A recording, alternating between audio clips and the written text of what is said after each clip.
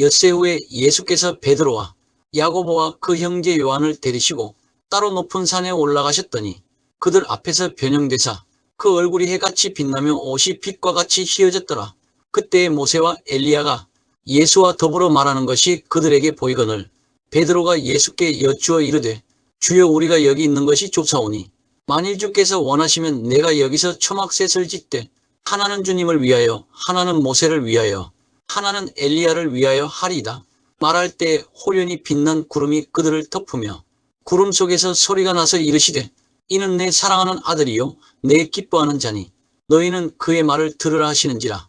제자들이 듣고 엎드려 심히 두려워하니 예수께서 나와 그들에게 손을 대시며 이르시되 일어나라, 두려워하지 말라 하시니 제자들이 눈을 들고 보매 오직 예수 외에는 아무도 보이지 아니하더라.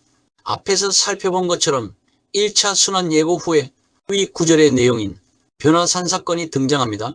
그런데 성경에 나오는 변화산이라는 지명은 실제 이스라엘에는 없고 예수님이 어떤 산으로 갔는데 거기서 변화된 모습을 보이셨기 때문에 일명 변화산이라고 말하는 것뿐입니다. 어떤 학자들은 헐몬산이라고 그러고 어떤 학자들은 다볼산이라고도 합니다. 다볼산은 우리나라로 치면 명산 백두산과 같은 산입니다. 지금도 이스라엘에 가보면 이 산을 변화산이라고들 합니다. 그러나 중요한 것은 산이 아니라 예수님이 변형하셨다는 사실입니다.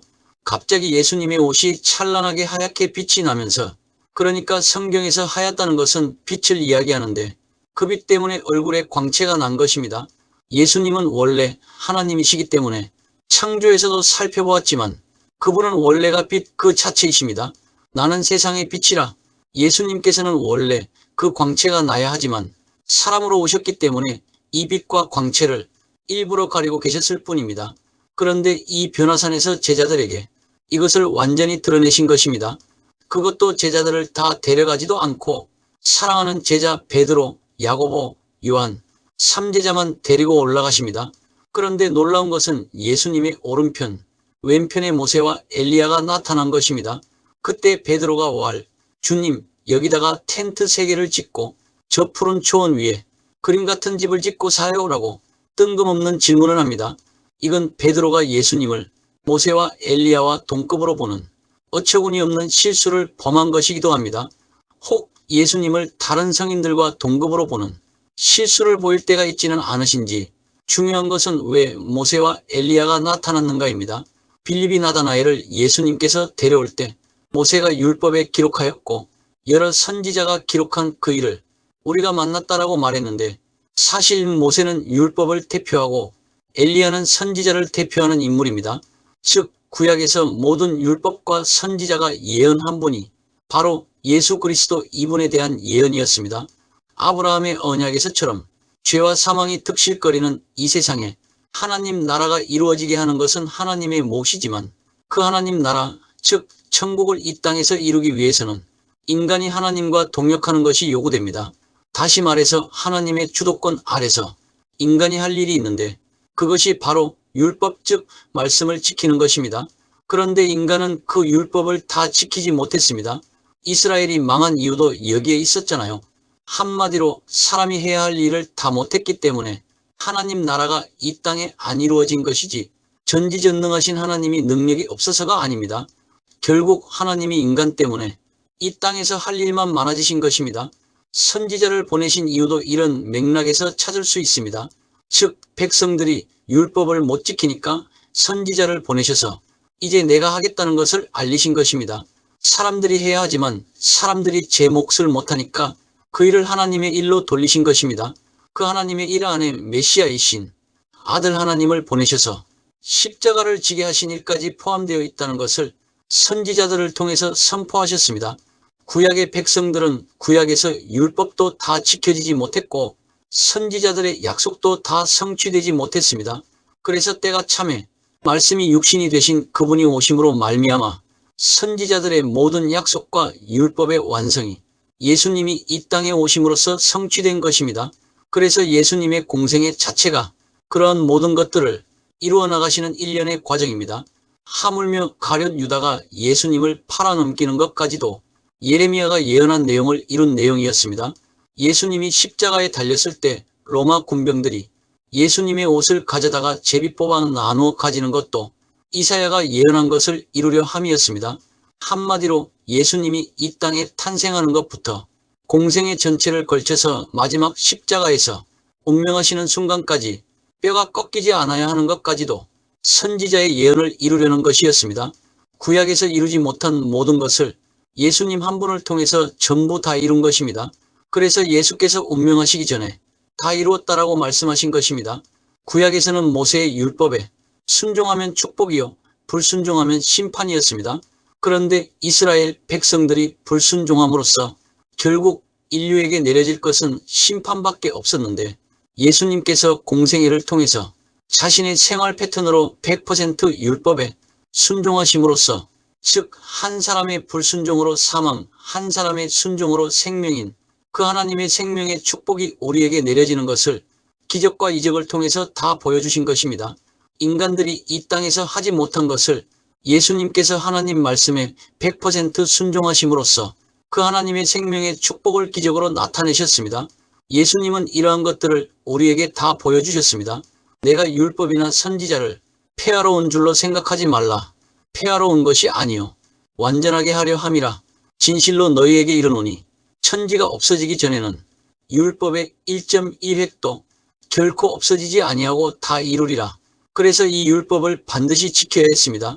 이렇게 다 이루셨는데 그러면 지금까지 불순종한 것은 어떻게 하면 될까요? 그것 때문에 십자가가 필요한 것입니다. 즉 예수님은 오고 가는 모든 세대의 죄 때문에 그 십자가를 자신이 지신 것입니다. 이렇게 예수님이 변화산에서 모세와 엘리야를 보여주심으로써 예수님께서 이 모든 구약을 완성하시는 분이신 걸 알리셨습니다. 이렇게 해서 이 제자들이 예수님께서 십자가를 지시는 것을 자연스럽게 받아들일 수 있도록 준비시키셨습니다. 이러한 주님의 마음을 성령님의 조명해 주심으로 깊이 깨닫는 성숙한 성도가 되시기를 예수님의 이름으로 축복합니다. 이제부터는 예수님께서 갈릴리 지역의 가버나움을 중심으로 한 공생의 사역을 거의 마치시고 예루살렘에서 십자가를 지기 위해서 십자가에 도전하시는 유다 사역, 즉 예수님의 공생의 사역 후반부를 살펴보겠습니다. 갈릴리 사역은 주로 회당에서 가르치시고 천국 복음을 전하시고 모든 백성의 병과 약한 것을 고쳐주시는 사역이 중점이었습니다. 특히 치유 사역에 특별히 집중하신 시기였음을 살펴보았습니다. 그래서 갈릴리 사역은 말씀도 중요했지만 치유 사역이 많이 일어났습니다. 그러나 지금부터 살펴볼 유다 사역에서는 예수님의 관심이 늘 제자들에게 있음을 알 수 있습니다. 이들이 나에게 주는 그리스도시요 하나님의 아들이라고 고백했지만 과연 이들이 이 십자가를 견뎌낼 수가 있을까? 이것이 주님의 주 관심사였습니다. 그래서 제자들에게 여러 말씀을 통해서 십자가를 준비하게 하시고 또 자신이 십자가를 향해서 도전하시는 표적을 두 가지를 이제부터 행하십니다. 이것은 예수님께서 나를 십자가에 못 박으라라고 십자가에 초청하시는 것입니다. 예수님께서 변화산에 내려오실 때 제자들이 이런 질문을 합니다. 왜 성경에 여호와의 크고 두려운 날이 이르기 전에 엘리야가 먼저 온다고 되어 있습니까? 즉 왜 꼭 엘리야가 먼저 와서 주의 길을 예비해야 되느냐는 겁니다. 그래서 예수님께서 왈 엘리야가 과연 먼저 왔고 또 모든 것을 회복해야 한다라고 말씀하십니다. 즉 이것은 구약 성경에 기록된 대로 이 약속이 반드시 이루어져야 한다는 말씀이기도 합니다. 그런데 예수님은 이겁니다.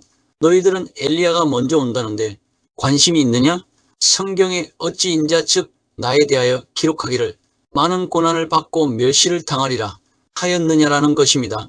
지금 주님은 십자가의 고난으로 제자들의 관심을 유도하고 계십니다.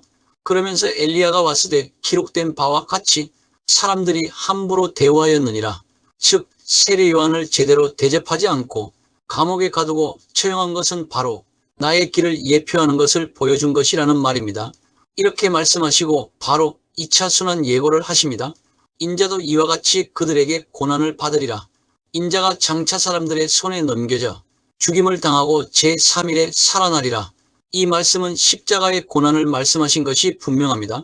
그런데 이번에는 베드로가 나서지 않지요. 지난번에 혼이 났거든요. 다만 제자들은 이 말을 듣고 매우 근심하더라라고 기록하고 있습니다.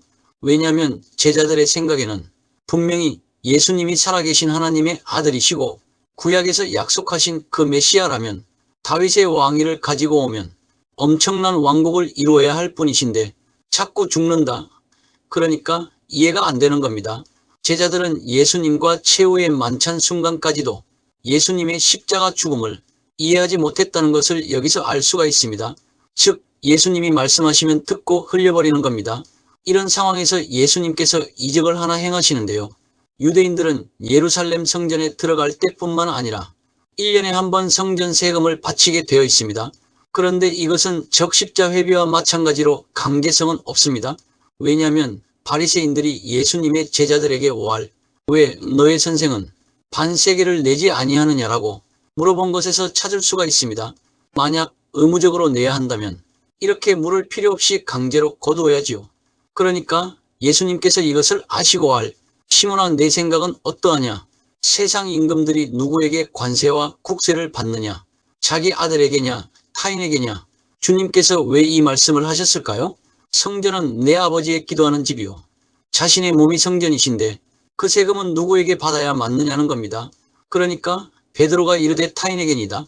예수께서 이르시되 그렇다면 아들들은 세를 면하리라. 즉 예수님은 세금 낼 필요가 없다는 겁니다. 다시 말해서 자신이 하나님의 아들이심을 다시 한번 분명히 밝히십니다. 결국 십자가를 향하신 도전을 계속하십니다. 물론 아직 이런 일은 가버나움에서 일어난 일입니다. 즉 아직 예루살렘으로 가시지는 않았습니다. 그러나 내가 세금을 안 내어도 되지만 우리가 그들이 실족하지 않게 하기 위하여 즉 그들은 아직 내가 하나님의 아들인 줄 깨닫지도 못하고 있으니 세금을 내지 않으면 분명히 율법을 지키지 않는 자로 오해하고 실족할 것이므로 그렇게 되도록 하지 않기 위해서 네가 바다에 가서 낚시를 던져 먼저 오르는 고기를 가져 입을 열면 돈 한 세겔을 얻을 것이니 가져다가 나와 너를 위하여 주라 하시니라. 이것을 보면 주님께서는 돈도 만들어내시는 분이십니다. 그러면 왜 베드로를 시켰느냐? 주님은 베드로에게 내가 너를 사람을 낚는 어부가 되게 할 것이다 라고 하셨거든요. 즉 이 말씀은 전도하러 나갈 때 돈 걱정하지 말고 무엇이든지 챙기려고 하지 말고 사람을 낚을 때 돈 가진 사람을 낚으면 된다는 말씀입니다. 이게 선교 나갈 때 또 목회자의 사역 기본 원리입니다. 사역자는 자기가 돈 벌려고 하지 말고 사람을 낚는 어부가 되면 그가 돈을 가지고 옵니다. 이러한 것을 통해서 앞으로 제자들이 어떻게 사역을 해야 하는지를 보여주셨습니다. 그러고 나서 어린아이를 하나 세워놓고 다음과 같이 말씀하십니다. 너희가 돌이켜 어린아이들과 같이 되지 아니하면 결단코 천국에 들어가지 못하리라. 마백 83. 어린아이는 순진하기 때문에 이 어린아이가 하나님 나라를 받아들이는 건 마치 스펀지가 물을 빨아들이듯이 그대로 받아들인다는 말입니다. 전혀 의심하지 않습니다. 그러면서 이 작은 자 중 하나를 실족하게 하면 차라리 연자 맷돌이 금옥에 달려서 깊은 바다에 빠뜨려지는 것이 나으니라라고 어린아이를 실족시키는 것에 대해서 엄중하게 경고를 하셨습니다. 다시 말해서 요즘 같으면 아동학대 금지를 명령하신 것입니다. 그러면서 예수님께서 만일 내 손이나 내 발이 너를 범죄하게 하거든 찍어 내버리라. 장애인이나 다리저는 자로 영생에 들어가는 것이 두 손과 두 발을 가지고 영원한 불에 던져지는 것보다 나으니라. 만일 내 눈이 너를 범죄하게 하거든 빼어 내버리라. 한 눈으로 영생에 들어가는 것이 두 눈을 가지고 지옥불에 던져지는 것보다 나으니라. 이 말씀은 이 땅에 사는 동안에 차라리 손, 발, 눈으로 더 죄짓지 않고 잘라버리고 이미 예수님으로 말미암아 이 땅에 온 천국을 누리고 사는 것이 성한 손, 발, 눈으로 범죄하며 사는 것보다 더 낫다는 말씀이지 진짜로 손, 발, 눈을 빼버리라는 말은 아닙니다. 그런 다음 용서에 대한 이야기를 하십니다. 그때 베드로가 나와 이르되 주여 형제가 내게 죄를 범하면 몇 번이나 용서하여 주리이다. 7번까지 하오리이다.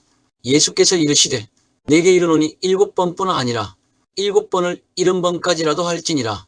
이 말씀은 베드로가 용서에 대해 예수님께서 질문한 내용과 예수님의 답변입니다. 결론적으로 예수님께서는 끊임없이 용서하라고 말씀하십니다. 그래서 모든 사람과 더불어 화평함과 거룩함을 따르라. 이것이 없이는 아무도 주를 보지 못하리라라고 히브리서 기자는 우리에게 충고해 줍니다. 그렇습니다. 어떤 사람하고도 원수지면 안 됩니다.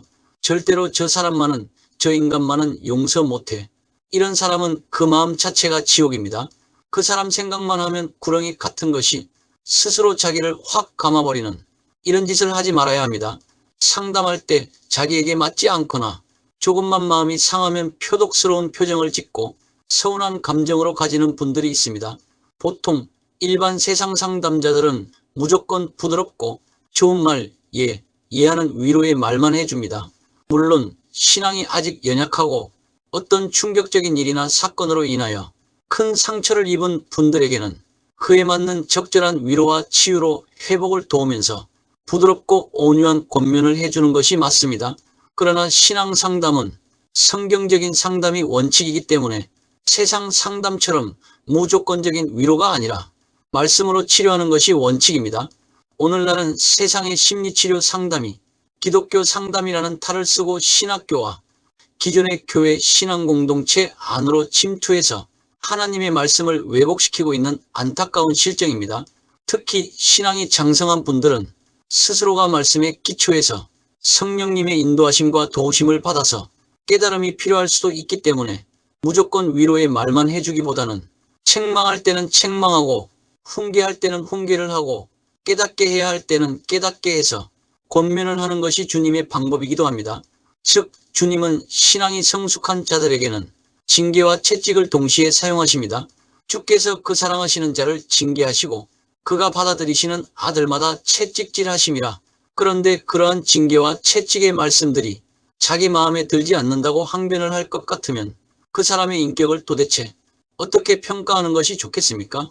보통 상담이 그 어떠한 강제성도 없이 상담자 본인의 순수한 자유의지로 상담을 받는 것일 때 상담자가 자기 스스로 상담을 원하여 받으면서 자기 스스로 화를 내고 분을 참지 못한다면 그런 분들은 구렁이 같은 것이 스스로 자기를 확 감아버리기 때문에 절대로 그 일에서 벗어나기가 쉽지가 않습니다.